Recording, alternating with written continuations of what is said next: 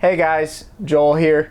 Yesterday I took a plane ride, and on that plane ride I watched The Batman.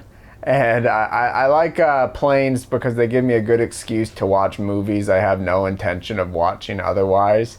Something between like the small selection and like the mostly new releases. It's a good excuse to cross something off the watch list that maybe otherwise I wouldn't make the time for, like a 3-hour Batman movie. And before I get into Batman, I kind of want to talk about like some stuff about where you watch stuff, because people make the joke is like I watched Dunkirk on my iPod Nano like Christopher Nolan intended.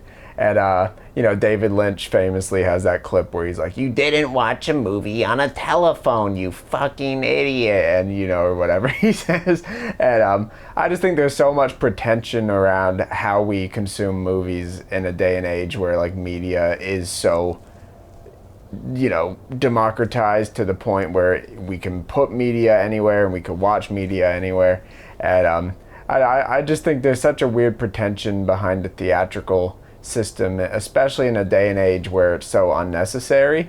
I think some directors go too far and they're like, if you don't see my movie in a theater, you didn't see my movie. And it's like, okay, well, how many chances am I going to get to see your movie? Only so many movies play again after their initial run, so is that movie dead forever in the eyes of the director, or at least like inferior in the eyes of the creator?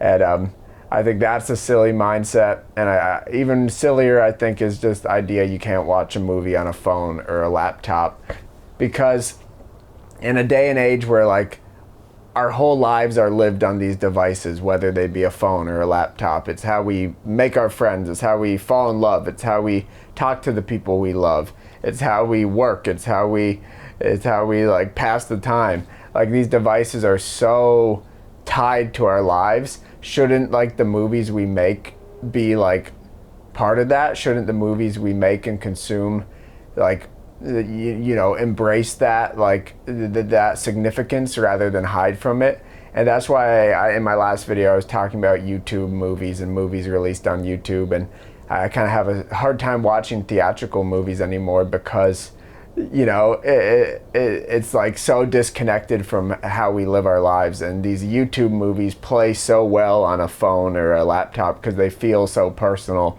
and they feel so simple. And that's such a simple, personal way to watch a movie. I've seen many of my favorite movies for the first time on a laptop or a phone, and I've seen many of my least favorite movies in a theater. So the venue has very little to do with quality. Realistically speaking, if you're watching on a phone, it's here, and if you're watching on a big TV, it's proportionally the same size pretty much. Like distance from your face, and if you have good headphones or speakers, it doesn't really matter. But I just don't like that pretension, and I think like people adhering to that will limit them in their filmmaking, because they'll think if I make a movie, it has to be big, it has to do this and it has to do that. But like releasing on YouTube is the same as pretty well every other distributor right now. There's not a device in the world that has Netflix, Amazon, HBO that doesn't have YouTube. It's going to play on the same screens, it's going to play on the same devices. So it's funny watching The Batman on a plane is the gist of it, because it's a pretty crummy little screen and it's kind of dark sometimes. On the armrest you could adjust the brightness, but The Batman was okay. I didn't love it. I thought aesthetically it was sound. It was like very like well crafted. Like it had a vision for the tone it wanted to have, and it was consistent almost to a fault. I think it was like one tone the entire movie, I kind of felt. And when the movie's 3 hours, that can be kind of exhausting. I'm like, when am I gonna have like a laugh, or when am I gonna see like these characters be something other than brooding? And that never really comes. And another problem I have with the movie is just this. It's a Batman movie again. We have so many Batman movies. It's like it doesn't justify its existence. And I posted in my Letterboxd review, I'm like, what do we learn from this movie? Like, is there anything to glean about ourselves or humanity? Does this piece of art do anything to like further our understandings of life? And people in the comments were like, it can just be entertainment, it doesn't have to be mind blowing, and that's not what I'm saying. I'm saying that like any piece of art that like has any bearing on like reality is so much better for it, because like Sam Raimi's Spider-Man trilogy, my favorite superhero movies, they're so good. Even the third one, I unironically adore the third Spider-Man. It has so many fucking great themes, and the whole trilogy is full of these wonderful themes about life and romance and guilt and how our worst qualities can define us if we let them, and how those qualities will impact our loved ones, and the responsibility between what you choose to do with your life versus your love, and how those things butt heads. It's so relatable and it's so grounded, at the same time as being goofy and cartoonish. I just adore them. And then I see the Batman, and I'm just struggling to see the message. It's like something, vengeance is not good, but we never really see Batman be vengeful the whole movie. Like he's just he doesn't kill anyone. He only fights criminals who are like committing crimes. You know, he finds out his dad was killed by this guy, but even then he like spares the guy, and he was only after the guy initially because of the whole Riddler thing. It had nothing to do with his dad's murder. It was just so loosely tied together, and I think superhero movies are like nowadays are so bad at like letting their heroes actually be troubled, letting their heroes actually be troubled isn't the right word, flawed, easy word.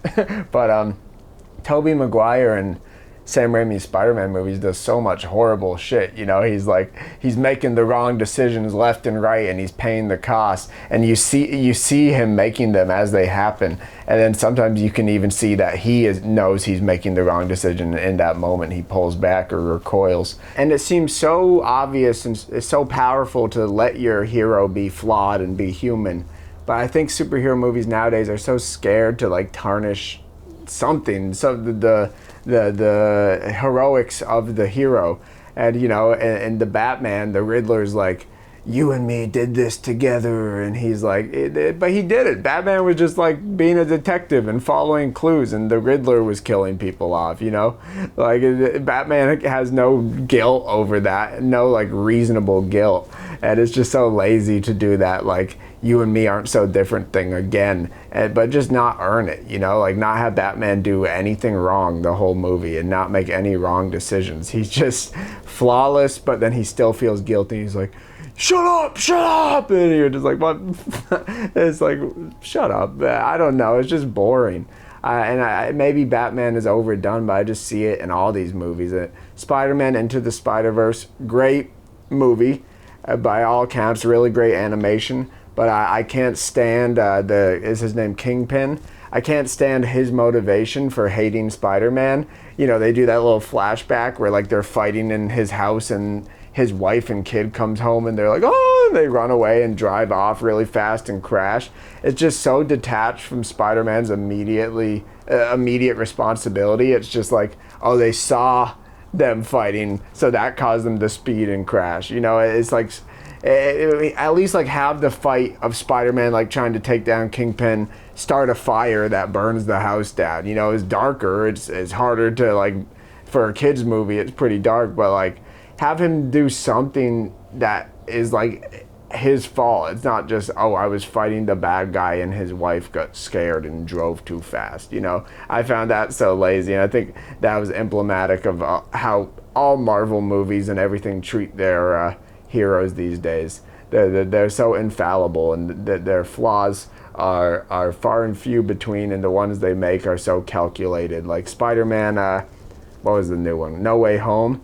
It was so lazy that it was just some flaw in the spell casting. Like, from the start, Peter was just so, he was so just willing to like he was considering like all of his friends and family and why they were being affected by his identity being revealed. And there was never a moment where he was actually being selfish. It was just because he was like, while the spell was being cast, he's like, oh, do this and this. And Doctor Strange was like, oh, I can't do it. Like, that causes all the problems. It's just so detached from him being selfish or greedy or anything that relates to human nature. It's just so like lazy in how it justifies like its characters still being good despite the bad things that happen. It's like somebody dropping something by accident. Like, you're not going to hold that against them, you know? I don't know. But that's all I really have to say. Just, I guess, talking on superhero movies and how to watch movies nowadays and stuff. But I love you guys. I hope this was somewhat interesting. I got a dog coming in the room now, so. Hi, Harry. That's Harry. I love movies. I'll see you guys later. Oh, hi, Harry.